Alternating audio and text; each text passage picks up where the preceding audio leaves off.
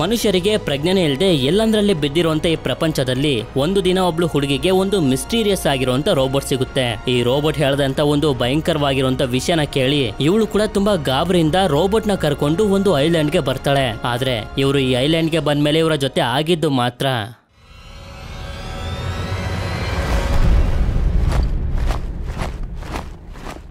ಅಂತದ್ದು ಆ ರೋಬೋಟ್ ಈ ಹುಡುಗಿಗೆ ಏನ್ ಹೇಳ್ತು, ಐಲ್ಯಾಂಡ್ ಗೆ ಬಂದ್ಮೇಲೆ ಇವ್ರಿಗೆ ಏನ್ ಗೊತ್ತಾಯ್ತು, ಅಂತದ್ದು ಈ ಜಾಗದಲ್ಲಿ ಏನಾಯ್ತು ಅಂತ ನೀವು ತಿಳ್ಕೊಬೇಕು ಅಂತಂದ್ರೆ ಈ ಮೂವಿನ ಕೊನೆವರೆಗೂ ನೋಡ್ಬೇಕು. ಅಂದಂಗೆ ಈ ಮೂವಿ ಹೆಸರು ಎಲೆಕ್ಟ್ರಿಕ್ ಸ್ಟೇಟ್ ಅಂತ.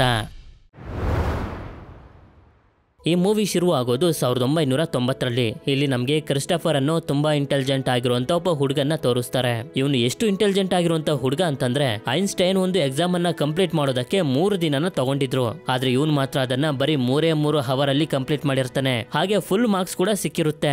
ಆದ್ರಿಂದ ಇವನ ಅಕ್ಕ ಆಗಿರುವಂತ ಮಿಶೆಲ್ ಇವನಿಗೆ ಯಾವಾಗ್ಲೂ ಹೇಳ್ತಿರ್ತಾಳೆ, ನೀನು ತುಂಬಾ ಸ್ಪೆಷಲ್ ಆಗಿರುವಂತ ಹುಡುಗ, ಈ ಪ್ರಪಂಚನ ಚೇಂಜ್ ಮಾಡೋದಕ್ಕೆ ಹುಟ್ಟಿದ್ಯಾ ಅಂತ. ಅಷ್ಟೇ ಅಲ್ಲದೆ ಇವರಿಬ್ರು ಖುಷಿ ಆದಾಗೆಲ್ಲ ಹೃದಯದ ಮೇಲೆ ಓ ಅನ್ನೋ ಸಿಂಬಲ್ ನು ಕೂಡ ತೋರಿಸ್ತಾರೆ. ನಂತರ ಮನುಷ್ಯರ ಸಣ್ಣ ಸಣ್ಣ ಕೆಲಸದಿಂದ ಹಿಡಿದು ದೊಡ್ಡ ದೊಡ್ಡ ಕೆಲಸದವರೆಗೂ ಸಹಾಯ ಆಗ್ಲಿ ಅಂತ ರೋಬೋಟ್ಸ್ ಗಳನ್ನ ಕಂಡಿಡಿದ್ರು. ಸ್ಟಾರ್ಟಿಂಗ್ ನಲ್ಲಿ ರೋಬೋಟ್ಸ್ ಗಳು ಚೆನ್ನಾಗಿ ಕೆಲಸ ಮಾಡ್ತಿದ್ದೋ, ಆದ್ರೆ ಇದನ್ನೆಲ್ಲ ಜಾಸ್ತಿ ದಿನ ಅವುಗಳಿಗೆ ತಡ್ಕೊಳ್ಳೋದಕ್ಕಾಗ್ಲಿಲ್ಲ.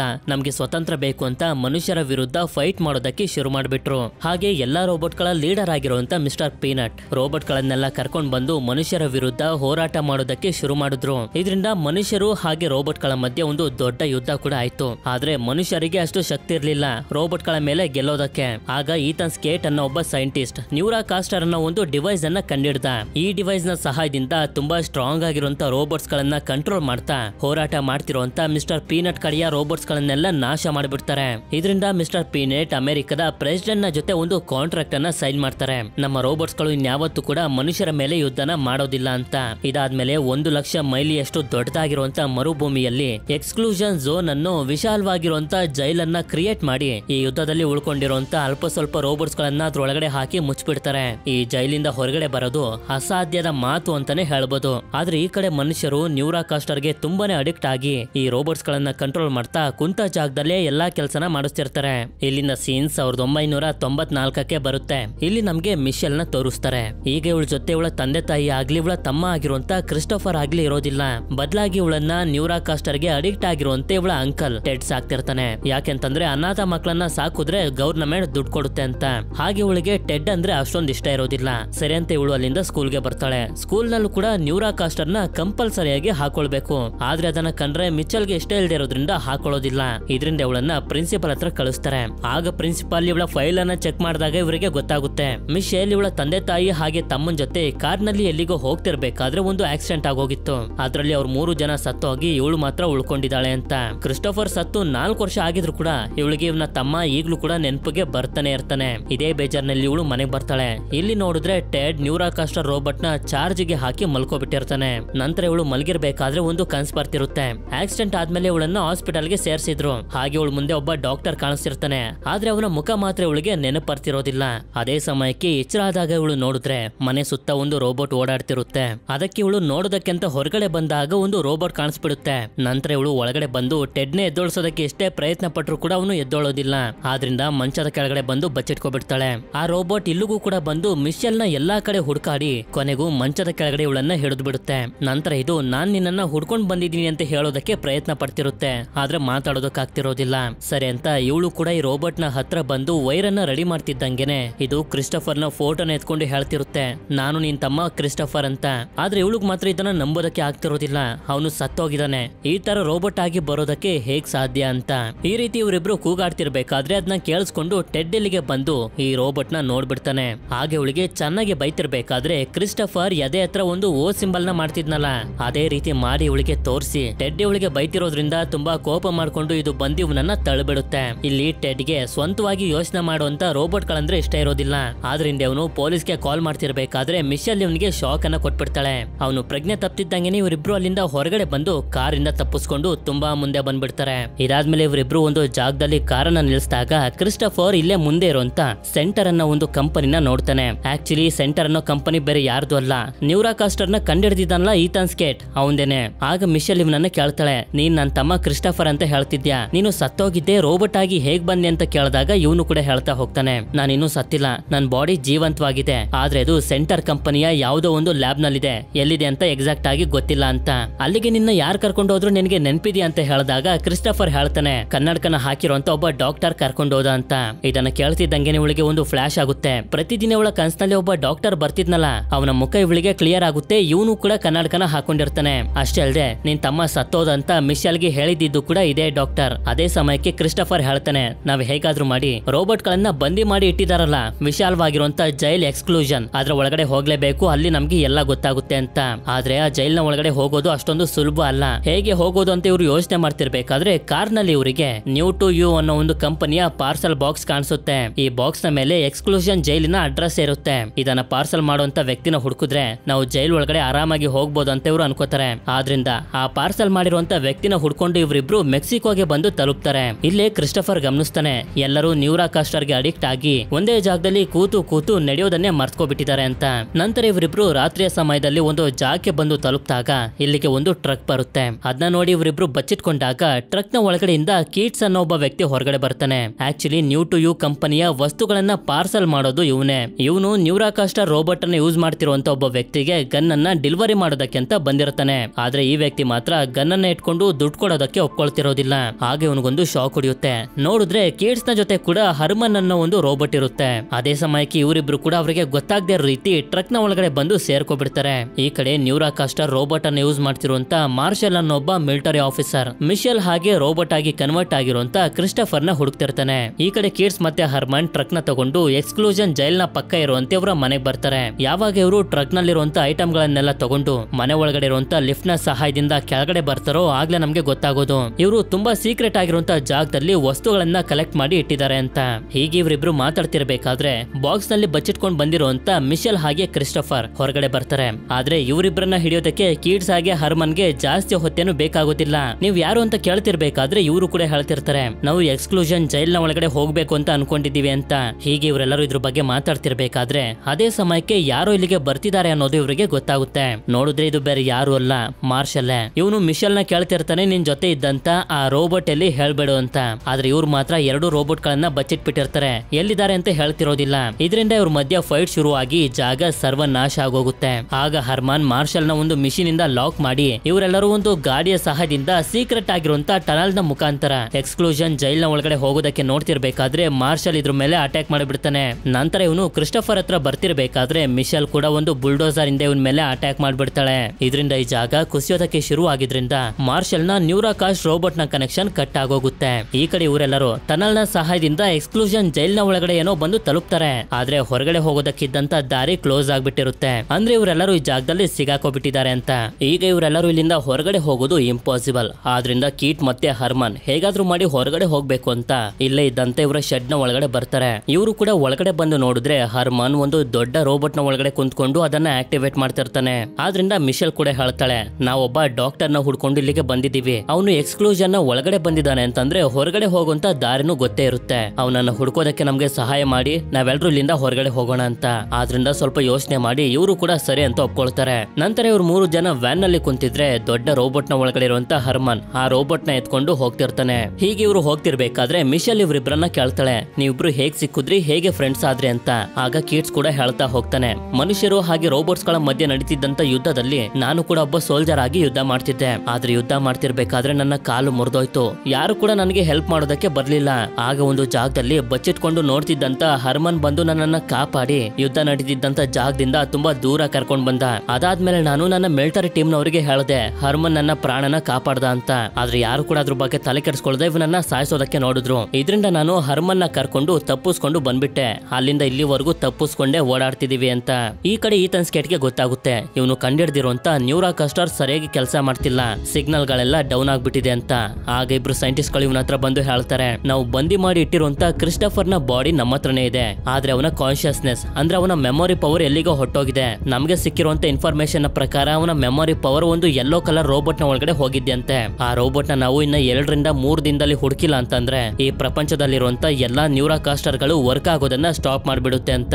ಆದ್ರಿಂದ ಈತನ್ ಸ್ಕೇಟ್ ಮಾರ್ಷಲ್ ನ ಕಾಂಟ್ಯಾಕ್ಟ್ ಮಾಡಿ ಹೇಳ್ತಾನೆ, ನೀನೊಂದು ಹುಡುಗಿ ಜೊತೆ ಇರುವಂತ ರೋಬೋಟ್ ನ ಹುಡುಕ್ತಿದ್ಯಂತಲ್ಲ, ಆದಷ್ಟು ಬೇಗ ರೋಬೋಟ್ ನ ಹುಡುಕಿ ನನ್ನ ಹತ್ರ ತಗೊಂಡ್ ಬಂದು ಒಪ್ಪಿಸು. ಯಾಕೆಂತಂದ್ರೆ ನಮ್ಮ ದೇಶದ ಭವಿಷ್ಯ ರೋಬೋಟ್ ನ ಮೇಲೆ ನಿಂತಿದೆ. ನಿನ್ನ ಹಾಳಾಗಿರುವಂತ ನ್ಯೂರಾಕಾಸ್ಟರ್ ರೋಬೋಟ್ ನು ಕೂಡ ನಾನು ರೀಕನೆಕ್ಟ್ ಮಾಡಿ ಕೊಡ್ತೀನಿ ಅಂತ.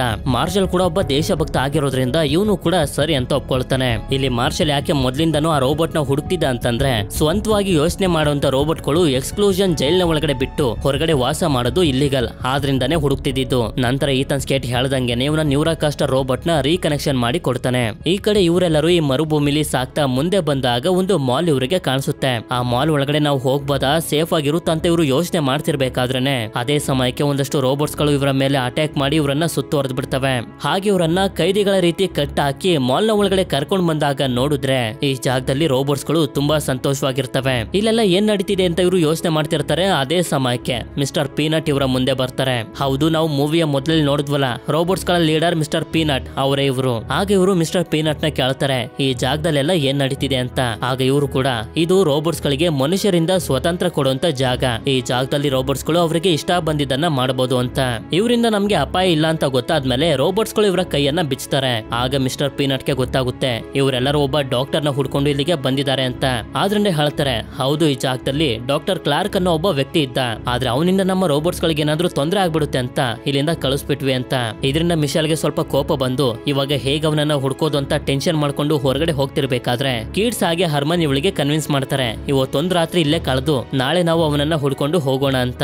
ಅದಕ್ಕೆ ಇವಳು ಕೂಡ ಸ್ವಲ್ಪ ಯೋಚನೆ ಮಾಡಿ ಸರಿ ಅಂತ ಒಪ್ಕೋತಾಳೆ. ನಂತರ ಮಿಶೆಲ್ ಒಂದು ಜಾಗದಲ್ಲಿ ಕುಂತ್ಕೊಂಡು ಇವಳು ಹಾಗೆ ಇವಳ ತಮ್ಮ ಕಳೆದಿರುವಂತ ಕ್ಷಣಗಳನ್ನ ನೆನಪು ಮಾಡ್ಕೋತಿರ್ತಾಳೆ. ಇಲ್ಲಿ ಮಿಶೆಲ್ ಹಾಗೆ ಕ್ರಿಸ್ಟಫರ್ ಒಬ್ರನ್ನೊಬ್ರು ತುಂಬಾನೇ ಪ್ರೀತಿ ಮಾಡ್ತಿದ್ರು. ಇದನ್ನ ನೆನಪು ಮಾಡ್ಕೊಂಡು ಇವಳು ಅಳ್ತಿರ್ಬೇಕಾದ್ರೆ ಆಗ ಕ್ರಿಸ್ಟಫರ್ ಇವಳ ಬೇಜಾರ್ ಕಳಿಲಿ ಅಂತ ಮಿಶೆಲ್ ನ ಫೇವ್ರೇಟ್ ಕಾಸ್ಮೋ ಅನ್ನೋ ಒಂದು ಕಾರ್ಟೂನ್ ಶೋನ ಹಾಕೊಡ್ತಾನೆ. ಅದನ್ನ ನೋಡೋದಕ್ಕೆ ಸುತ್ತಮುತ್ತ ಇರುವಂತ ರೋಬೋಟ್ಸ್ ಗಳು ಕೂಡ ಬಂದ್ಬಿಡ್ತವೆ. ಇದನ್ನೆಲ್ಲ ನೋಡ್ತಿರುವಂತ ಮಿಸ್ಟರ್ ಪೀನಟ್ ಗೆ ಇವರ ಮೇಲೆ ಒಂದು ಒಳ್ಳೆ ಒಪಿನಿಯನ್ ಬರುತ್ತೆ. ಇದಾದ್ಮೇಲೆ ಇವರೆಲ್ಲರೂ ಮಲ್ಕೊಳ್ಳೋದಕ್ಕೆ ರೆಡಿ ಆಗ್ತಿರ್ಬೇಕಾದ್ರೆ ಆಗ ಜೆನ್ನಿ ಅನ್ನೋ ಒಂದು ರೋಬೋಟ್ ಬಂದು ಡಾಕ್ಟರ್ ಕ್ಲಾರ್ಕ್ ಇಲ್ಲಿಂದ ಹೋಗ್ತಿರ್ಬೇಕಾದ್ರೆ ಕ್ರಿಸ್ಟಫರ್ ನನ್ನ ಹುಡ್ಕೊಂಡು ಬಂದ್ರೆ ಈ ಲೆಟರ್ ನ ಕೊಟ್ಬಿಡಿ ಅಂತ ಹೇಳಿದ್ರು ಅಂತ ಕೊಡ್ತಾರೆ. ಈ ಲೆಟರ್ ನಲ್ಲಿ ಡಾಕ್ಟರ್ ಕ್ಲಾರ್ಕ್ ಎಲ್ಲಿದ್ದಾರೆ ಅನ್ನೋ ಅಡ್ರೆಸ್ ಇರುತ್ತೆ. ಅದೇ ಸಮಯಕ್ಕೆ ಮಿಸ್ಟರ್ ಪೀನಟ್ ಕೂಡ ಬಂದು ಹೇಳ್ತಾರೆ, ಹೊರಗಡೆ ಸ್ಕ್ಯಾವೆಂಜರ್ಸ್ ಅನ್ನೋ ತುಂಬಾ ಭಯಂಕರವಾಗಿರುವಂತ ರೋಬೋಟ್ಸ್ ಗಳು ಇದಾವೆ, ಅವುಗಳಿಗೆ ಯೋಚನೆ ಮಾಡುವಂತ ಶಕ್ತಿ ಇಲ್ಲ, ಅಟ್ಯಾಕ್ ಮಾಡ್ಬಿಡ್ತವೆ. ಆದ್ರಿಂದ ನಾವು ಸೇಫ್ ಆಗಿ ಹೊರಗಡೆ ಹೋಗ್ಬೇಕು ಅಂತಂದ್ರೆ ಮ್ಯಾಟಿಕ್ ನಮ್ಗೆ ಸಹಾಯ ಮಾಡ್ತಾನೆ ಅಂತ. ಇವನೇ ಮ್ಯಾಟಿಕ್ ಅಂದ್ರೆ ಇವನಿಗೆ ಫೈಟ್ ಮಾಡೋದಕ್ಕೆ ಚೆನ್ನಾಗ್ ಬರುತ್ತೆ. ಈ ಕಡೆ ಮಾರ್ಷಲ್ ಕ್ರಿಸ್ಟಫರ್ ನ ಹುಡ್ಕೊಂಡು ಮಾಲ್ ಹತ್ರ ಬಂದಾಗ ನೋಡ್ತಾನೆ ಎಲ್ಲರೂ ಒಂದು ವ್ಯಾನ್ ನಲ್ಲಿ ಎಲ್ಲಿಗೋ ಹೋಗ್ತಿರ್ತಾರೆ. ಆಕ್ಚುಲಿ ಇವರೆಲ್ಲರೂ ಡಾಕ್ಟರ್ ಕ್ಲಾರ್ಕ್ ನ ಹುಡ್ಕೊಂಡು ಈ ವ್ಯಾನ್ ನಲ್ಲಿ ಹೋಗ್ತಿರೋದು. ಹೀಗೆ ಇವರು ಗಂಟೆಗಟ್ಲೆ ಟ್ರಾವೆಲ್ ಮಾಡ್ಬಿಡ್ತಾರೆ. ಅಂದ್ರೆ ಈ ಜೈಲು ಅಷ್ಟು ದೊಡ್ಡದಾಗಿದೆ ಅಂತ. ಕೊನೆಗೂ ಇವರು ಡಾಕ್ಟರ್ ಕ್ಲಾರ್ಕ್ ಹೇಳಿರುವಂತ ಅಡ್ರೆಸ್ ಗೆ ಬಂದು ತಲುಪ್ತಾರೆ. ಯಾವಾಗ ಮಿಶೆಲ್ ಮುಂದೆ ಬಂದು ನೋಡ್ತಾಳೋ ಒಂದು ಮನೆ ಕಾಣಿಸುತ್ತೆ. ಆ ಮನೆ ಹತ್ರ ಇವರು ಹೋಗೋದಕ್ಕೆ ರೆಡಿ ಆಗ್ತಿರ್ಬೇಕಾದ್ರೆ ಒಂದಷ್ಟು ಸ್ಕ್ಯಾವೆಂಜರ್ಸ್ ರೋಬೋಟ್ ಗಳು ಅಟ್ಯಾಕ್ ಮಾಡೋದಕ್ಕೆ ಶುರು ಮಾಡ್ತವೆ. ಇವರು ಕೂಡ ಅವುಗಳಿಂದ ತಪ್ಪಿಸ್ಕೊಳ್ತಾ ಮನೆ ಹತ್ರ ಬಂದಾಗ ಡೋರ್ ಓಪನ್ ಆಗ್ತಿರೋದಿಲ್ಲ. ಇನ್ನೇನು ಅವುಗಳು ಅಟ್ಯಾಕ್ ಮಾಡ್ಬೇಕು ಅಂತ ಅನ್ಕೊಳ್ಳೋಷ್ಟ್ರಲ್ಲಿ ಒಂದು ಡೋರ್ ಓಪನ್ ಆಗಿ ಎಲ್ಲರೂ ಕೆಳಗಡೆ ಬಂದ್ಬಿಡ್ತಾರೆ. ಇಲ್ಲಿ ನೋಡಿದ್ರೆ ಇವರು ಹುಡ್ಕೊಂಡು ಬಂದಿರುವಂತ ಡಾಕ್ಟರ್ ಕ್ಲಾರ್ಕ್ ಇರ್ತಾನೆ. ಆಗ ಮಿಶೆಲ್ ಇವನನ್ನ ಕೇಳ್ತಾನೆ, ನನ್ ತಮ್ಮ ಎಲ್ಲಿ, ಅವನಿಗೆ ಏನ್ ಮಾಡಿದಿರಾ ಹೇಳಿ ಅಂತ. ಆಗ ಇವನು ಕೂಡ ಹೇಳ್ತಾ ಹೋಗ್ತಾನೆ, ನಿಮ್ಗೆ ಆಕ್ಸಿಡೆಂಟ್ ಆದಾಗ ನಿನ್ ತಮ್ಮ ಕ್ರಿಸ್ಟಫರ್ ಕೋಮಾಗೆ ಹೊಟ್ಟೋಗಿದ್ದ. ಯಾವಾಗ ನಾವು ಅವನ ತಲೆನ ಚೆಕ್ ಮಾಡಿದ್ವು ಆಗ ನಮ್ಗೆ ಗೊತ್ತಾಯ್ತು ಅವನ ಬ್ರೈನ್ ಮಾಮೂಲಿ ಮನುಷ್ಯರ ಬ್ರೈನ್ ತರ ಇಲ್ಲ, ತುಂಬಾ ಪವರ್ಫುಲ್ ಆಗಿ ಒಂದು ಸೂಪರ್ ಕಂಪ್ಯೂಟರ್ ನ ರೀತಿ ಇದೆ ಅಂತ. ಆಯ್ತು, ನನ್ ತಮ್ಮನಿಗೆ ಏನ್ ಮಾಡಿದ್ರಿ ಹೇಳಿ ಅಂತಂದಾಗ ಇವನು ಕ್ರಿಯೇಟ್ ಮಾಡಿರುವಂತ PC ಅನ್ನೋ ಒಂದು ಕಂಪ್ಯೂಟರ್ ನ ಕರೆದು ವಿಡಿಯೋ ಮುಖಾಂತರ ತೋರಿಸ್ತಾ ಹೋಗ್ತಾನೆ. ಹೀಗೆ ಒಂದು ದಿನ ಈತನ್ ಸ್ಕೇಟ್ ಗೆ ಕ್ರಿಸ್ಟಫರ್ ನ ಬ್ರೈನ್ ನ ಬಗ್ಗೆ ಗೊತ್ತಾಯ್ತು. ಆದ್ರಿಂದ ಅವನು ಕ್ರಿಸ್ಟಫರ್ ನ ಬ್ರೈನ್ ನ ಸಹಾಯದಿಂದ ನ್ಯೂರಾಕಾಸ್ಟರ್ ಟೆಕ್ನಾಲಜಿನ ಕಂಡಿಡ್ದ. ಹೌದು, ಈ ಪ್ರಪಂಚದಲ್ಲಿ ನ್ಯೂರಾಕಾಸ್ಟರ್ ರೋಬೋಟ್ ಗಳು ವರ್ಕ್ ಆಗ್ತಿರೋದು ನಿನ್ ತಮ್ಮನ ಬ್ರೈನ್ ಇಂದಾನೆ ಅಂತ ಹೇಳ್ತಿರ್ತಾನೆ. ಇದನ್ನೆಲ್ಲ ರೋಬೋಟ್ ಆಗಿ ಕನ್ವರ್ಟ್ ಆಗಿರುವಂತ ಕ್ರಿಸ್ಟಫರ್ ಕೂಡ ನೋಡ್ತಿರ್ತಾನೆ. ಹೀಗೆ ಇವನು ಕಂಟಿನ್ಯೂ ಮಾಡ್ತಾ ಹೇಳ್ತಾ ಹೋಗ್ತಾನೆ. 13 ತಿಂಗಳ ನಂತರ ಕ್ರಿಸ್ಟಫರ್ ಗೆ ಕೋಮೆಯಿಂದ ಎಚ್ಚರ ಆಯ್ತು. ಆದ್ರಿಂದ ನಾನು ಈತನ್ ಸ್ಕೇಟ್ ಗೆ ಹೇಳ್ದೆ ಇವನಿಗೆ ಹಾಕಿರುವಂತ ವೈರ್ ಗಳನ್ನೆಲ್ಲ ತೆಗೆದು ಇವನನ್ನ ರಿಲೀಸ್ ಮಾಡ್ಬಿಡೋಣ ಅಂತ. ಆದ್ರೆ ಅವನು ಅದಕ್ಕೆ ಒಪ್ಕೊಳ್ಳಿಲ್ಲ. ನನ್ನನ್ನ ಸಾಯಿಸ್ಬಿಡ್ತೀನಿ ಅಂತ ನನಗೇನೆ ಹೆದರ್ಸ್ಬಿಟ್ಟ. ಇದರಿಂದ ನಾನು ಆ ಕಂಪನಿಯಿಂದ ಓಡ್ ಬರ್ತಿರ್ಬೇಕಾದ್ರೆ ಕ್ರಿಸ್ಟಫರ್ ನ ಕಾನ್ಶಿಯಸ್ ಅಂದ್ರೆ ಅವನ ಮೆಮೊರಿನ ಫ್ರೀ ಆಗೋ ರೀತಿ ಮಾಡ್ಬಿಟ್ಟೆ. ಇದರಿಂದಾನೆ ಅವನ ಮೆಮೊರಿ ಬಂದು ಈ ರೋಬೋಟ್ ನ ಒಳಗಡೆ ಸೇರ್ಕೊಂಡು ರೋಬೋಟ್ ನ ರೀತಿ ಇವನು ಕನ್ವರ್ಟ್ ಆಗಿರೋದು ಅಂತ. ಹಾಗೆ ಕೊನೆಯದಾಗಿ ಹೇಳ್ತಾನೆ, ಈಗ ಕ್ರಿಸ್ಟಫರ್ ನ ಬಾಡಿ ಸಿಯಾಟಲ್ ನಲ್ಲಿರುವಂತ ಸೆಂಟರ್ ಕಂಪನಿಯ ಲ್ಯಾಬ್ ನಲ್ಲಿ ಇದೆ ಅಂತ. ಅದೇ ಸಮಯಕ್ಕೆ ಕ್ರಿಸ್ಟಫರ್ ನ ಹುಡ್ಕೊಂಡು ಮಾರ್ಷಲ್ ಇಲ್ಲಿಗೆ ಬಂದು ತಲುಪ್ತಾನೆ. ಒಳಗಡೆ ಬಂದು ಇವನು ಹುಡ್ಕಾಡ್ತಿರ್ಬೇಕಾದ್ರೆ ಯಾರು ಸಿಗೋದಿಲ್ಲ. ಆಗ ಮಿಸ್ಟರ್ ಪೀನಟ್ ಬಂದು ಇವನ್ ಜೊತೆ ಫೈಟ್ ಮಾಡೋದಕ್ಕೆ ಶುರು ಮಾಡ್ತಾರೆ. ಯಾಕೆಂತಂದ್ರೆ ಅಷ್ಟೊತ್ತಿಗೆ ಇವರೆಲ್ಲರೂ ತಪ್ಪಿಸ್ಕೊಳ್ಳಿ ಅಂತ. ಆದ್ರೆ ಅಷ್ಟೊತ್ತಿಗೆ ಮತ್ತಷ್ಟು ನ್ಯೂರಾಕಾಸ್ಟರ್ಸ್ ಗಳು ಬಂದು ಫೈಟ್ ಮಾಡೋದಕ್ಕೆ ಶುರು ಮಾಡ್ತವೆ. ಇವ್ರು ಮಾತ್ರ ಯಾವುದೇ ಕಾರಣಕ್ಕೂ ಕೂಡ ಕ್ರಿಸ್ಟಫರ್ ನ ಬಿಟ್ಕೊಡೋದಕ್ಕೆ ರೆಡಿ ಆಗಿರೋದಿಲ್ಲ. ಈ ಕಡೆ ಮಾರ್ಷಲ್ ಮಿಸ್ಟರ್ ಪೀನಟ್ ಗೆ ಚೆನ್ನಾಗಿ ಹೊಡೆದು ಇವನ ತಲೆ ಮೇಲಿದ್ದಂತ ಟೋಪಿನ ಕಿತ್ತಾಕ್ಬಿಡ್ತಾನೆ. ಆದ್ರೆ ಅವನನ್ನ ಸಾಯಿಸದೆ ಹಾಗೆ ಬಿಟ್ಟು ಹೊರಗಡೆ ಬರ್ತಾನೆ. ಇಲ್ಲೇ ಒಂದು ಜಾಗದಲ್ಲಿ ಮಿಶೆಲ್ ಹಾಗೆ ಕ್ರಿಸ್ಟಫರ್ ಡಾಕ್ಟರ್ ಕ್ಲಾರ್ಕ್ ನ ಜೊತೆ ಬಚ್ಚಿಟ್ಕೊಂಡಿರ್ತಾರೆ. ಈಗ ಟೈಮ್ ಬಂದಿದೆ, ನೀವಿಬ್ರು ಇಲ್ಲಿಂದ ತಪ್ಪಿಸ್ಕೊಂಡು ಹೋಗಿ ನಾನ್ ನೋಡ್ಕೋತೀನಿ ಅಂತ ಹೇಳಿ ಡಾಕ್ಟರ್ ಕ್ಲಾರ್ಕ್ ಹೊರಗಡೆ ಬಂದು ಮಾರ್ಷಲ್ಗೆ ಹೇಳ್ತಿರ್ತಾನೆ, ಅವರಿಬ್ರನ್ನ ನೀನು ಹಿಡಿಬೇಕು ಅಂತಂದ್ರೆ ಮೊದ್ಲು ನನ್ನ ದಾಟಿ ಹೋಗ್ಬೇಕು ಅಂತ. ಹೀಗೆ ಇವರಿಬ್ರು ಮಾತಾಡೋದಕ್ಕೆ ಟ್ರೈ ಮಾಡ್ತಿರ್ಬೇಕಾದ್ರೆ ಅದೇ ಸಮಯಕ್ಕೆ ಈತನ್ ಸ್ಕೇಟ್ ಡಾಕ್ಟರ್ ಕ್ಲಾರ್ಕ್ಗೆ ಶೂಟ್ ಮಾಡಿ ಸಾಯಿಸಿ ಮೊದ್ಲು ಕ್ರಿಸ್ಟಫರ್ನ ಹುಡುಕು ಅಂತ ಮಾರ್ಷಲ್ಗೆ ಹೇಳಿ ಹೋಗ್ತಾನೆ. ಆದ್ರೆ ಇದನ್ನೆಲ್ಲ ನೋಡ್ತಿರುವಂತ ಮಾರ್ಷಲ್ಗೆ ಸ್ವಲ್ಪನೂ ಕೂಡ ಇಷ್ಟ ಆಗ್ತಿರೋದಿಲ್ಲ. ಅಷ್ಟೊತ್ತಿಗೆ ಕ್ರಿಸ್ಟಫರ್ನು ಕೂಡ ಎಳ್ಕೊಂಡು ಹೊಂಟೋಗ್ತಾರೆ. ನೀನು ಸೇಫ್ ಆಗಿ ಮನೆಗೆ ಹೋಗುವಂತ ಮಿಶೆಲ್ಗೆ ಹೇಳಿ ಮಾರ್ಷಲ್ ಕೂಡ ಇಲ್ಲಿಂದ ಹೊಟ್ಟೋಗ್ತಾನೆ. ಇದಾದ್ಮೇಲೆ ಇವರು ಮಾಲ್ಗೆ ಬಂದು ನೋಡಿದ್ರೆ ಈತನ್ ಸ್ಕೇಟ್ ಇಲ್ಲೂ ಕೂಡ ಅಟ್ಯಾಕ್ ಮಾಡಿಸಿ ರೋಬೋಟ್ ಗಳನ್ನ ಸಾಯಿಸ್ಬಿಟ್ಟಿರ್ತಾನೆ. ಬಚ್ಚಿಟ್ಕೊಂಡಿದ್ದಂತ ಅಲ್ಪ ಸ್ವಲ್ಪ ರೋಬೋಟ್ ಗಳು ಮಾತ್ರ ಉಳ್ಕೊಂಡಿರ್ತವೆ. ಇದನ್ನೆಲ್ಲ ನೋಡ್ತಿರುವಂತ ಮಿಸ್ಟರ್ ಪೀನಟ್ಗೆ ತುಂಬಾನೇ ದುಃಖ ಆಗುತ್ತೆ. ಈ ಕಡೆ ಸಿಯಾಟಲ್ ಅನ್ನೋ ಒಂದು ಜಾಗದಲ್ಲಿರುವಂತ ಸೆಂಟರ್ ಕಂಪನಿಯ ಲ್ಯಾಬ್ಗೆ ಕ್ರಿಸ್ಟಫರ್ ನ ಕರ್ಕೊಂಡ್ ಬರ್ತಾರೆ. ಇಲ್ಲೇ ಇವನ ಬಾಡಿ ಕೂಡ ಇರುತ್ತೆ. ಆಗ ಈತನ್ ಸ್ಕೇಟ್ ಇವನನ್ನ ನೋಡಿ ಹೇಳ್ತಿರ್ತಾನೆ, ನೀನು ನನ್ಗೆ ಹಾಗೆ ನಮ್ಮ ಪ್ರಪಂಚಕ್ಕೆ ತುಂಬಾನೇ ಇಂಪಾರ್ಟೆಂಟ್, ನಿನ್ನ ಬಿಟ್ಕೊಡ್ತೀನಿ ಅಂತ ಅದ್ ಹೇಗ್ ಅನ್ಕೋಬಿಟ್ಟೆ ಅಂತ ಹೇಳಿ ರೋಬೋಟ್ ನಲ್ಲಿರುವಂತ ಕ್ರಿಸ್ಟಫರ್ ನ ಮೆಮೊರಿನ ಮತ್ತೆ ಅವನ ಬಾಡಿಗೆ ಹಾಕೋದಕ್ಕೆ ಸೈಂಟಿಸ್ಟ್ ಗಳಿಗೆ ಹೇಳ್ತಾನೆ. ಆಗ ಮಾರ್ಷಲ್ ತುಂಬಾ ಬೇಜಾರಾಗಿ ಹಾಗೆ ಶಾಕ್ ಇಂದ ಇವನನ್ನ ಕೇಳ್ತಾನೆ, ಒಬ್ಬ ಚಿಕ್ಕ ಹುಡುಗನ ಇಟ್ಕೊಂಡು ಇದನ್ನೆಲ್ಲ ನೀನು ನಡೆಸ್ತಿದ್ಯಾ, ಅದು ಸರಿನಾ ಅಂತ. ಆದ್ರೆ ಇವನ್ ಮಾತ್ರ ಅದಕ್ಕೆ ಕೇರ್ ಮಾಡ್ದೆ, ನೀನ್ ಅದ್ರ ಬಗ್ಗೆ ತಲೆ ಕೆಡಿಸ್ಕೊಳ್ಳುವಂತ ಅವಶ್ಯಕತೆ ಇಲ್ಲ ಅಂತ ಹೇಳಿ ಮಾರ್ಷಲ್ ನ ಸುಮ್ನಾಗಿಸ್ತಾನೆ. ಆದ್ರೆ ಈ ಕಡೆ ಮಿಶೆಲ್ ತುಂಬಾನೇ ಡಿಸಪಾಯಿಂಟ್ ಆಗೋಗಿರ್ತಾಳೆ, ನಾನ್ ನನ್ನ ತಮ್ಮನ್ನ ಮತ್ತೆ ಕಳ್ಕೊಬಿಟ್ಟೆ ಅಂತ. ಆಗ ಕಿಡ್ಸ್ ಬಂದು ಇವಳಿಗೆ ಧೈರ್ಯ ಹೇಳ್ತಾನೆ, ಈಗ ಕ್ರಿಸ್ಟಫರ್ ಸಿಯಾಟಲ್ ನಲ್ಲಿ ಇದ್ದಾನೆ ಅಂತ ನಮ್ಗೆ ಗೊತ್ತು, ನಾವೆಲ್ಲರೂ ನಿನ್ ಜೊತೆ ಇದೀವಿ, ನಡಿ ಅವನನ್ನ ಕರ್ಕೊಂಡ್ ಬರೋಣ ಅಂತ. ಆಗ ಇವಳು ಕೂಡ ಸರಿ ಅಂತ ಹೇಳಿ ಡಾಕ್ಟರ್ ಕ್ಲಾರ್ಕ್ ಕಂಡಿಡ್ದಿರುವಂತ PC ಹತ್ರ ಬಂದು ಕೇಳ್ತಾಳೆ, ಈ ಎಕ್ಸ್ಕ್ಲೂಷನ್ ಜೈಲಿಂದ ಹೊರಗಡೆ ಹೋಗೋ ದಾರಿ ನಿನ್ಗೆ ಗೊತ್ತಿದೆ ಅಲ್ವಾ ಅಂತ. ಇದು ಕೂಡ ಹೌದು ಅಂತ ಹೇಳಿ ಮತ್ತೊಂದು ವಿಷಯನೂ ಕೂಡ ಹೇಳುತ್ತೆ, ನೀವೇನಾದ್ರೂ ಕ್ರಿಸ್ಟಫರ್ ನ ಬ್ರೈನ್ ಗೆ ಹಾಕಿರುವಂತ ವೈರ್ ಗಳನ್ನೆಲ್ಲ ತೆಗೆದಾಕ್ಬಿಟ್ರೆ ಈ ಪ್ರಪಂಚದಲ್ಲಿರುವಂತ ಯಾವ ನ್ಯೂರಾಕಾಸ್ಟ್ ರೋಬೋಟ್ ಗಳು ಕೂಡ ವರ್ಕ್ ಆಗೋದಿಲ್ಲ ಅಂತ. ಯಾಕೆಂತಂದ್ರೆ ಅವುಗಳೆಲ್ಲ ನಿಮ್ಮ ತಮ್ಮನ ಬ್ರೈನ್ ಗೆ ಕನೆಕ್ಟ್ ಆಗಿದಾವೆ ಅಂತ ಹೇಳಿದಾಗ ಇವರು ಕೂಡ ಸರಿ ಆಯ್ತು, ನಾವು ಈ ನ್ಯೂರಾಕಾಸ್ಟರ್ನೆಲ್ಲ ನಾಶ ಮಾಡ್ಬೇಕು ಅಂತ ಡಿಸೈಡ್ ಮಾಡಿ ಸಿಯಾಟಲ್ ಗೆ ಹೋಗೋದಕ್ಕೆ ರೆಡಿ ಆಗ್ತಾರೆ. ನಂತರ ಇವರೆಲ್ಲರೂ ಟ್ರಕ್ ಗಳನ್ನ ತಗೊಂಡು ಸಿಯಾಟಲ್ ನ ಕಡೆಗೆ ಬರ್ತಾರೆ. ಆದ್ರೆ ಸೆಂಟರ್ ನ ಕಂಪನಿ ಒಂದು ಐಲ್ಯಾಂಡ್ ನಲ್ಲಿ ಇರೋದ್ರಿಂದ ನೀರ್ನಲ್ಲಿ ಈಸ್ತಾ ಐಲ್ಯಾಂಡ್ ನ ಒಳಗಡೆ ಬರ್ತಾರೆ. ಆಗ ಈ ಕಂಪನಿ ಅವರು ನೋಡಿದ್ರೆ ಹರ್ಮನ್ ಹಾಗೆ ಕಿಡ್ಸ್ ಕಾರ್ ಗಳನ್ನ ಎಸಿತಾ ಕಂಪನಿ ಮೇಲೆ ಅಟ್ಯಾಕ್ ಮಾಡ್ತಿರ್ತಾರೆ. ಇದನ್ನ ನೋಡಿದಂತ ಈತನ್ ನ್ಯೂರಾಕಾಸ್ಟ್ ಸೆಕ್ಯೂರಿಟಿ ಗಳನ್ನ ಕಳಿಸ್ತಾನೆ ಫೈಟ್ ಮಾಡೋದಕ್ಕೆ ಅಂತ.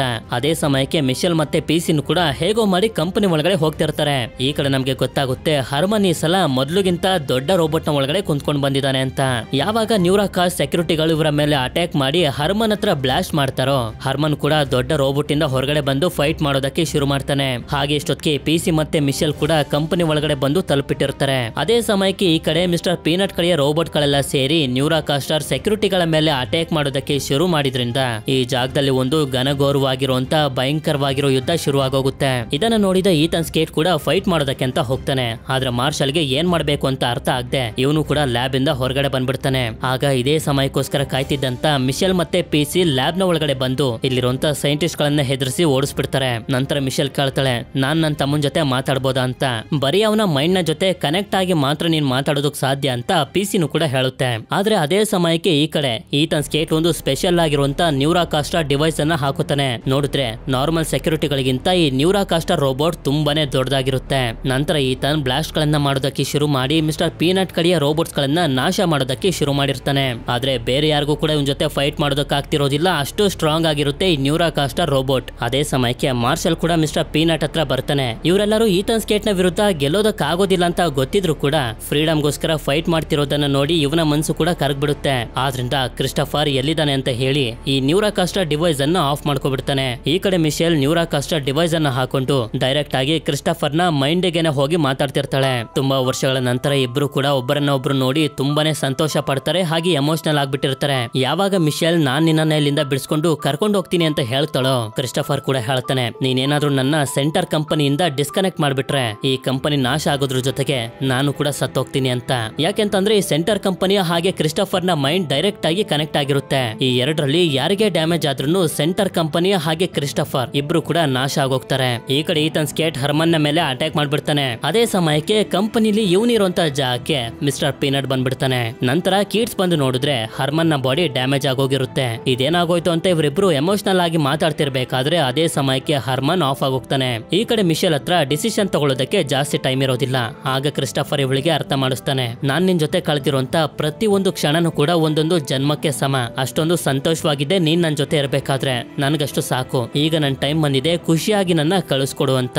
ಇದನ್ನ ಕೇಳಿ ಇವಳಂತೂ ತುಂಬಾ ಎಮೋಷನಲ್ ಆಗೋಗ್ತಾಳೆ. ಇಬ್ರಿಗೂ ಕೂಡ ಬೇಜಾರಾಗ್ತಿರುತ್ತೆ. ಆದ್ರೂ ಕೂಡ ಮನ್ಸನ್ನ ಕಲ್ಲು ಮಾಡ್ಕೊಂಡು ಈ ಪ್ರಪಂಚಕ್ಕೋಸ್ಕರ ಕ್ರಿಸ್ಟಫರ್ನ ಸೆಂಟರ್ ಕಂಪನಿಯಿಂದ ಡಿಸ್ಕನೆಕ್ಟ್ ಮಾಡೋದಕ್ಕೆ ಶುರು ಮಾಡ್ತಾಳೆ. ಈ ಕಡೆ ಒಂದು ಸೆಕ್ಯೂರಿಟಿ ಕಿಡ್ಸ್ ನ ಇನ್ನೇನು ಸಾಯಿಸಬೇಕು ಅಂತ ಅನ್ಕೊಳ್ಳೋಷ್ಟ್ರಲ್ಲಿ ಅದೇ ಸಮಯಕ್ಕೆ ಅವಳು ಕ್ರಿಸ್ಟಫರ್ನ ಡಿಸ್ಕನೆಕ್ಟ್ ಮಾಡಿದ್ರಿಂದ ಎಲ್ಲಾ ನ್ಯೂರಾಕಾಸ್ಟ್ ರೋಬೋಟ್ ಗಳು ಡಿಸ್ಕನೆಕ್ಟ್ ಆಗಿ ಬೀಳೋದಕ್ಕೆ ಶುರು ಆಗ್ತವೆ. ಬರೀ ಇಲ್ಲಿ ಮಾತ್ರ ಅಲ್ಲ, ಪ್ರಪಂಚದ ಎಲ್ಲಾ ಕಡೆ ಇರುವಂತ ನ್ಯೂರಾಕಾಸ್ಟ್ ರೋಬೋಟ್ ಗಳು ಆಫ್ ಆಗೋಗಿರ್ತವೆ. ಅಂದ್ರೆ ಮಿಸ್ಟರ್ ಪೀನಟ್ ಕಡೆಯ ರೋಬೋಟ್ ನ ಟೀಮ್ ನವರು ಈ ಯುದ್ಧನ ಗೆದ್ರು ಅಂತ.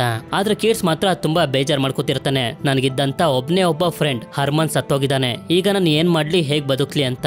ಆಗ ನೋಡಿದ್ರೆ ಹರ್ಮನ್ ಈ ರೋಬೋಟ್ ನ ಒಳಗಡೆ ಮತ್ತೊಂದು ಸಣ್ಣ ರೋಬೋಟ್ ನ ರೂಪದಲ್ಲಿ ಜೀವಂತವಾಗಿರ್ತಾನೆ. ಮತ್ತೊಂದ್ಸಲ ಇಬ್ರು ಒಬ್ಬರನ್ನ ಒಬ್ರು ನೋಡಿ ತುಂಬಾನೇ ಸಂತೋಷ ಪಡ್ತಾರೆ. ಇದೆಲ್ಲ ಈತನ್ ಸ್ಕೇಟ್ಗೂ ಕೂಡ ಗೊತ್ತಾಗೋಗುತ್ತೆ. ಹಾಗೆ ಪ್ರಪಂಚದ ಎಲ್ಲಾ ಕಡೆ ಇರುವಂತ ಸೆಂಟರ್ ಕಂಪನಿಗಳು ಕೂಡ ಶಟ್ ಡೌನ್ ಆಗೋಗ್ತವೆ. ಇದಾದ್ಮೇಲೆ ಪೊಲೀಸರು ಬಂದು ಈತನ್ ಸ್ಕೇಟ್ ನ ಅರೆಸ್ಟ್ ಮಾಡ್ತಾರೆ. ಯಾಕೆಂತಂದ್ರೆ ಅವನು ಕ್ರಿಸ್ಟಫರ್ ನ ಜೊತೆ ಏನ್ ಮಾಡಿದ ಅಂತ ಇಷ್ಟೊತ್ತಿಗೆ ಎಲ್ಲರಿಗೂ ಗೊತ್ತಾಗೋಗಿರುತ್ತೆ. ಇದಾದ್ಮೇಲೆ ಮಿಶೆಲ್ ಜನರಿಗೋಸ್ಕರ ಒಂದು ವಿಡಿಯೋನ ರೆಕಾರ್ಡ್ ಮಾಡ್ತಿರ್ತಾಳೆ. ಮುಂದೆ ಈ ಪ್ರಪಂಚ ಸರಿಯಾಗಿರುವಂತ ದಾರಿಲಿ ಹೋಗೋ ರೀತಿ ಮಾಡೋದು ನಮ್ ಕೈಲೇ ಇದೆ ಅಂತ.